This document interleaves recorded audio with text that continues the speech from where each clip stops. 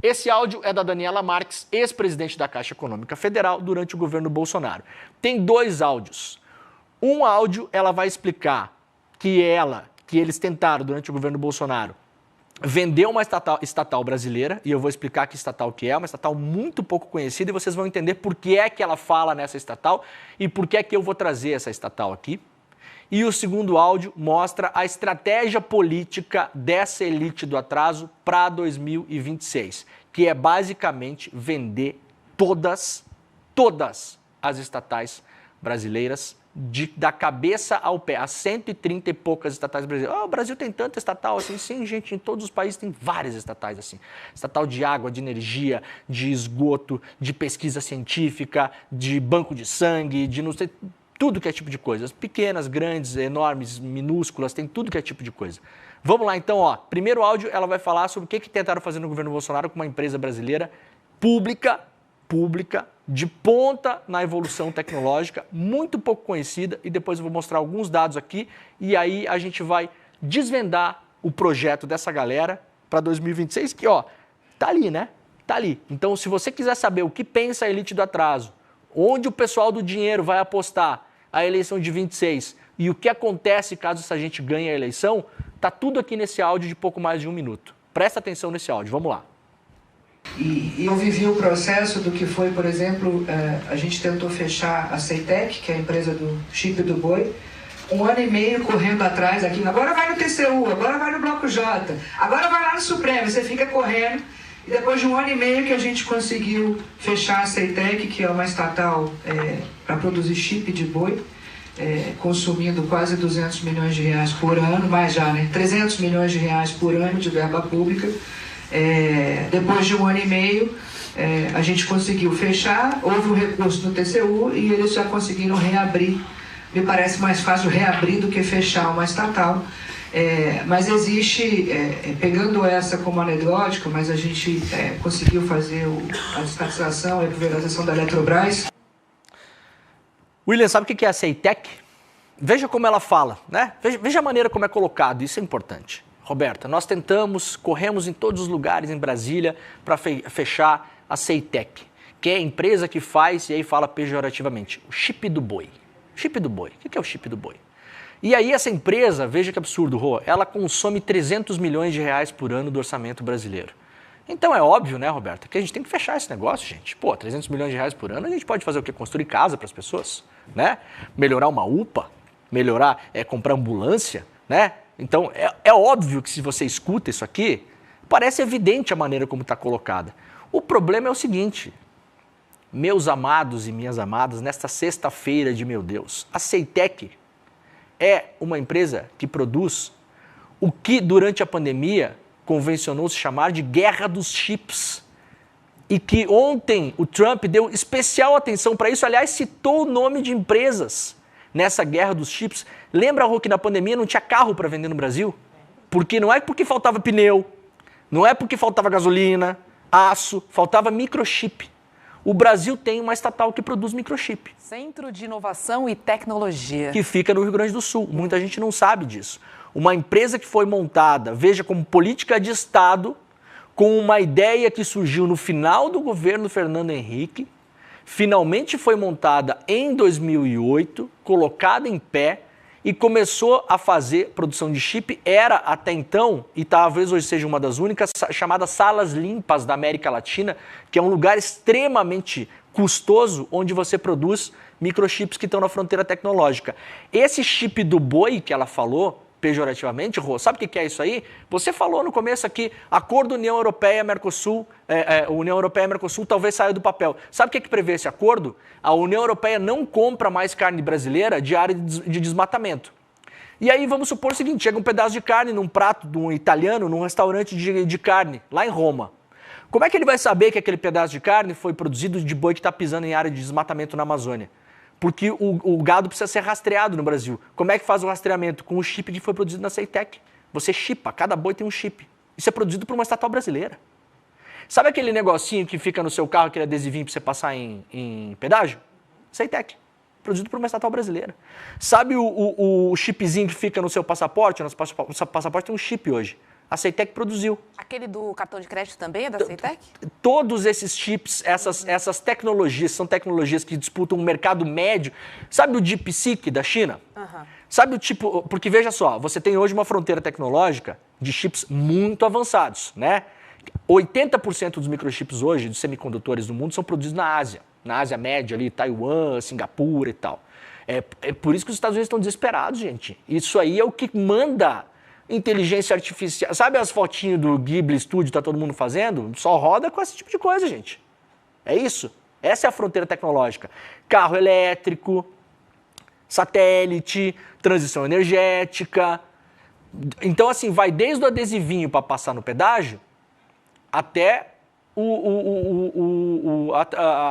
a nova tecnologia para descarbonização que vai ter que usar para a transição energética agora.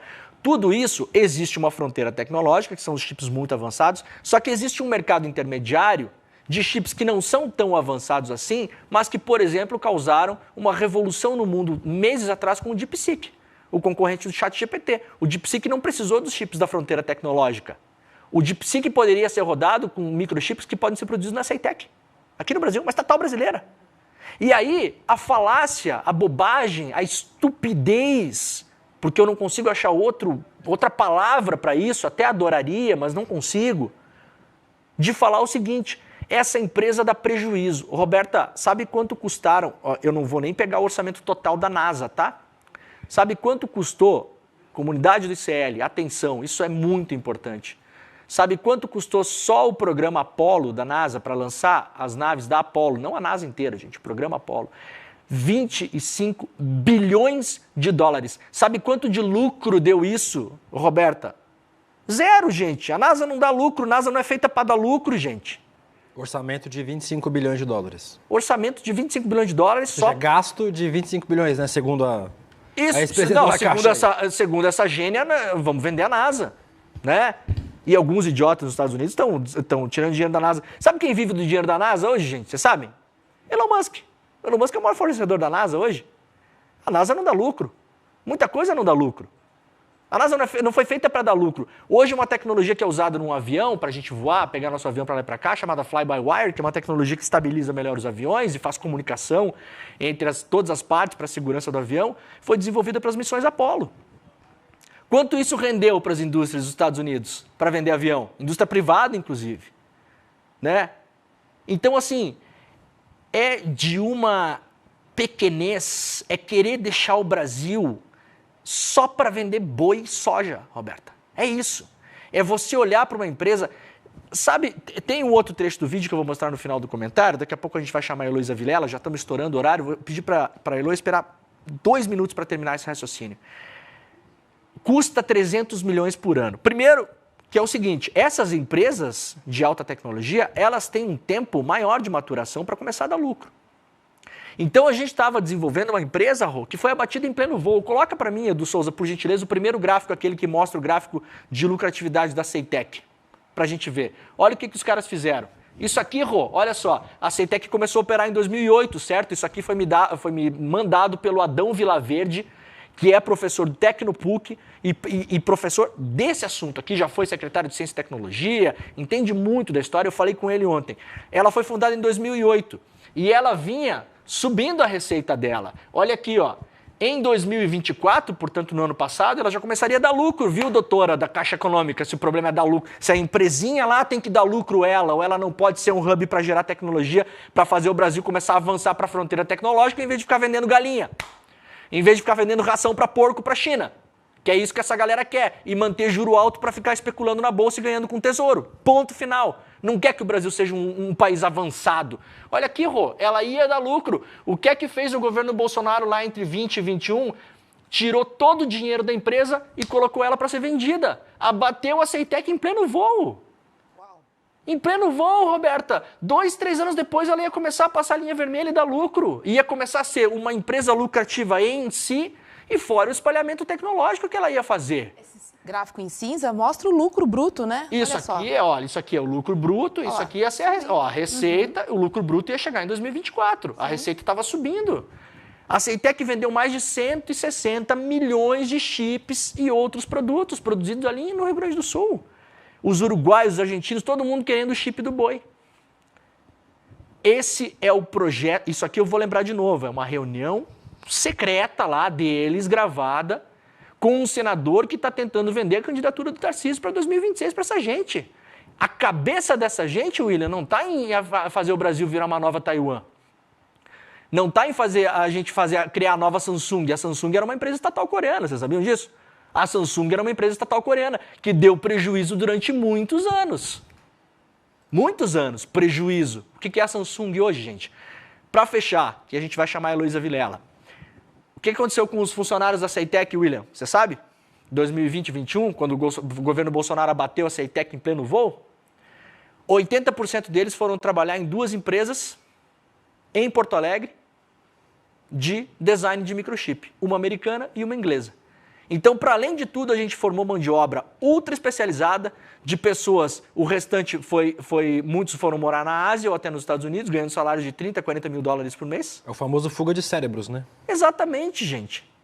Esse é o projeto de país que essas pessoas não têm coragem de falar. Quando você vai nesses grandes fóruns, Edu Souza, eu não vou nem mostrar o outro vídeo era mostrando que eles queriam vender os Correios, que eles se consideram 1% e que eles querem saber do Ciro Nogueira como que eles fazem para o ano que vem para convencer a população para vender essas empresas todas. Não vai sobrar pedra sobre pedra. Esse é o projeto de Brasil. É o que a elite do atraso quer. É para esse lugar onde eles estão olhando. Você, Roberto, a desenvolver microchip, para, isso aí é coisa para japonês, isso é coisa lá para Taiwan, para americano. Você vai criar galinha, vai moer milho para vender ração, para alimentar porco na China. É isso que eles querem para o Brasil. Então, para além do que a gente mostrou essa semana, eu quis só fechar sexta-feira, porque eu acho que isso aqui mostra a visão de país dessa galera e para onde eles querem empurrar o Brasil a partir do ano que vem.